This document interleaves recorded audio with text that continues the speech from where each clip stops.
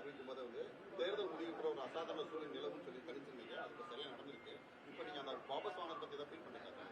வேட்பாளராக நீங்க தான் சரியா இல்லை, அதெல்லாம் நான் அது ஒன்றும் ஃபீல் பண்ணல. அந்த நேரத்தில் அந்த முடிவு எடுத்தால் அது அந்த நேரத்தில் சரி, அவ்வளோதான்.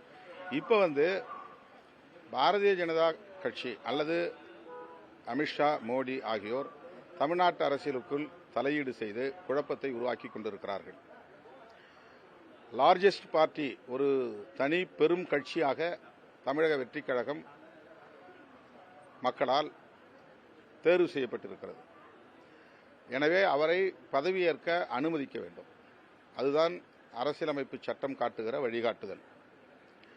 அவர் ஆதரவு கோரிய நிலையில் இன்னும் அது தொடர்பாக ஆளுநர் எந்த முடிவையும் எடுக்காமல் இங்கே குழப்பம் உருவாவதற்கு இடம் கொடுக்கிறார்.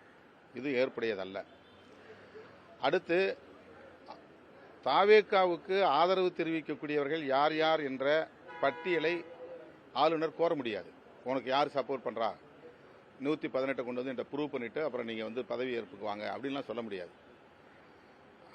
அவர் நான் ஆட்சி அமைக்க அவர் கோருகிறார். ஏன்னா எனக்கு 108 இடங்கள், நான் வந்து லார்ஜஸ்ட் பார்ட்டியா இருக்கிறேன் அப்படின்னு சொல்றாரு. அப்ப அவரை பதவியேற்க அனுமதிக்க வேண்டும்.